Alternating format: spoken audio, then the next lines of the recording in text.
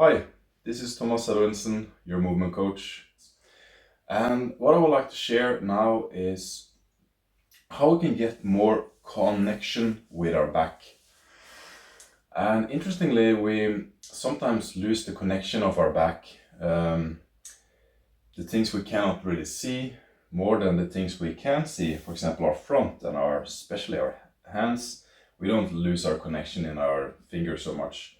So, for example, on our hand, we can feel the difference when we close our eyes and put our finger here, and just a centimeter or two there. I can feel there is different spots. But if you try this, you will probably notice that if you put your hand on your back and you put a finger here and a finger here, this is more space than actually on my hand. But sometimes it's more difficult for the brain to map out this and register these different differences on the back. So this is an exercise to really increase the motor sensory input of our nervous system by a very normal yoga movement exercise. The cat and the cow, I think it's called. I cannot just call it the cat because that's where I find the more meaning of the name. So the cat pose is kind of when you are in a neutral spine, your shoulders are over your wrist, your knees under your hip, and you often on the out breath just breathe out and curl up your spine like a cat. It's really good also. And now I want to go in a little bit details. I want to take this exercise in 3 different parts. The first part is the hip and how we can tilt our hip. So if you're not used to tilting the hip very easily, when you put your fingers on the front side of your bone, the back side of your bone, the back side of course is much higher up than the front. I like my thumb here, and you can imagine that it's this is your pelvic floor, but it's also like a bowl. So you can imagine it like a cup. And if you have water in this cup and you tilt forward, that is a forward tilt because the water would pour out in front of you. And if you do the opposite, you tilt backward, the water would be pulled backward. This relationship is true for our entire body. Our rib cage can be tilted. Most of the time it's not tilted forward, it's tilted backward. And even our hip can be tilted forward as our rib is tilted backward, creating not good things for our muscles, even our inner digestive system, and also the head can be tilted forward, sideways, all these things. So the second is the rib cage, and the third is the neck area. So basically the lumbar, thoracic, and cervical part of your spine. So when you are in this pose, I also recommend that you go up on your toes behind you, because your toes can always get more force, in some way more sensations through the ground. Same with your fingers. And we're gonna start by just trying to control the hip and the lumbar part. So we're gonna put all our focus here, and if it's difficult for you to put your focus, you can put your arm behind you for the first movement, and you're basically just gonna tilt your hip. Which direction? You're tilting your hip. Let's see. Forward. Not forward, I mean backward. Sometimes when you're manipulating the center of gravity, you get confused.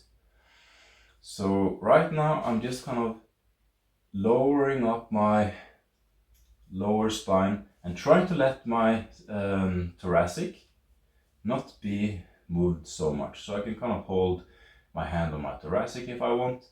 And if I'm moving my thoracic, I just stop there. Because the point is not how much you can move.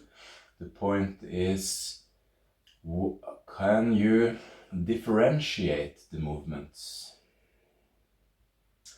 So a good imagination here is that try to imagine that you're pulling your anus and your navel together.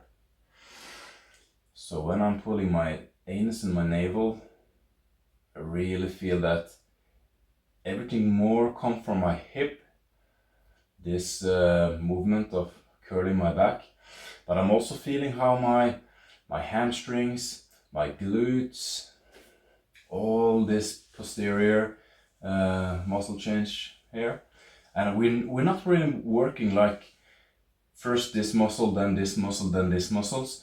It's more actually the truth of it is motor unit by motor unit by motor unit. That means imagine like a pearl necklace, and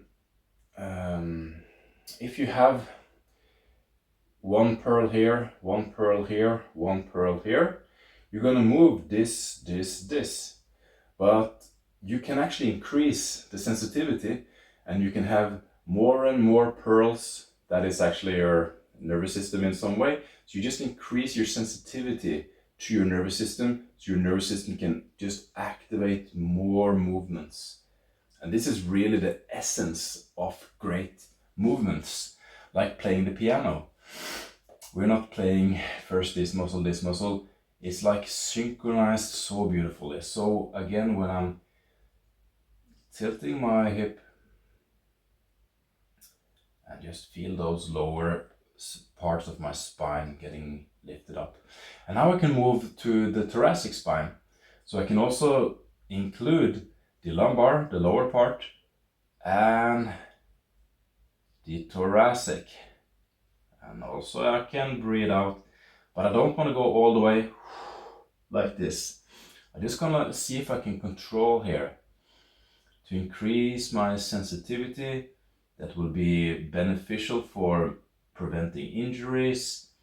It will also get my brain to get a better map of my body, and I will enjoy more movements in my body.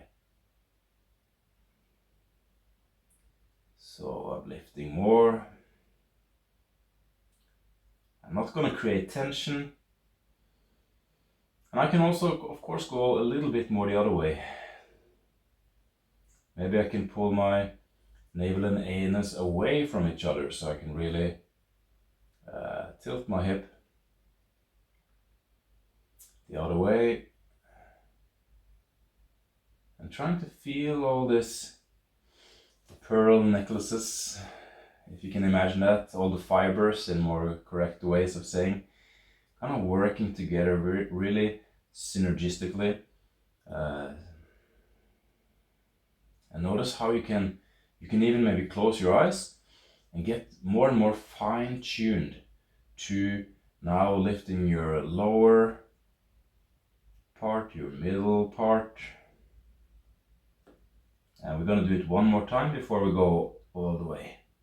Because now we can see if we can actually make this into a wave from the bottom waving up. So let's try. We're going now lifting the lower, lifting the middle, and let my shoulder blades sink down to the side a little bit, and I can also curl my upper part.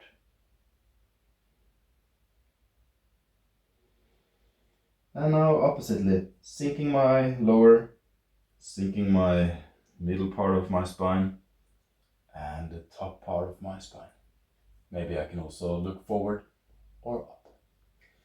And now again, synchronize with the breathing out, lower, middle, upper. Can breathe in,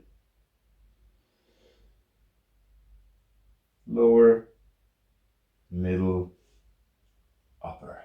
And it's not the right formula for this, it's more your own experience is the best. So we can also go lower, middle, upper. And let's start with coming back from upper. Oh, upper, middle. Oh, it's a little difficult. Lower. So it all depends a little bit on how we want to move. We can of course also do upper,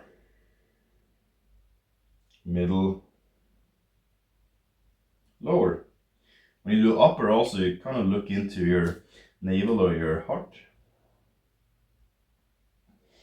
Maybe then it's easier to go back the same way. Upper,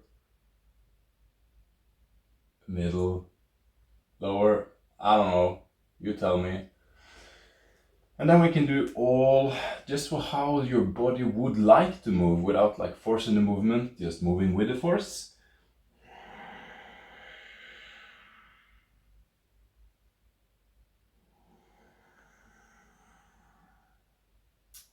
Yeah, and it's not any rules, to anything. It's your body, it's your movement, feel free.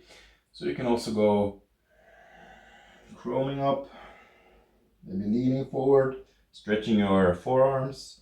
You can also bend your elbows and go more like a wave, waving down, waving up. But I would emphasize that relationship of gravity, and the whole point, especially if you're into yoga, every yoga asana, every posture is kind of based on two things: support and concentration. So if I'm here, I'm not fully getting support in the position. Support by what? Support by gravity. Gravity is pulling me down. So the alignment is kind of interesting, but it's all dependent. If you want to strengthen something, well, you can strengthen your relationship with your shoulder blades to your core like this. So this is kind of just a little bit extra details if you want to go into the cat and the cow pose and kind of fine tune. So now you can maybe double check. Not sure if this is kind of how it's supposed to work in practice, but if I put my finger here, for me at least, I can feel that I'm more sensitive on my back. And for people interested in like so many ways of kind of taking this into praxis, bodybuilding for example, if you increase your sensitivity, you will feel your muscles better and you will activate your muscles better and you will get kind of better results, better activation, better pumping and all these things. I'm not into bodybuilding, but I'm into climbing, yoga, calisthenics, movements. So into yoga and calisthenics world, gymnastics things. This will also prevent injuries. You will kind of feel your body. Your body will tell you kind of not do that, kind of do that, because that will give you a better sense of balance. And again, support with gravity. Your feet, your knees, your hip, rib cage, and your neck and your head, shoulder, arms, everything working together. So, thanks for watching, and comment, share, and if you want me to share something, if you're interested in learning about another exercise, how you can kind of go into more details with it, just let me know.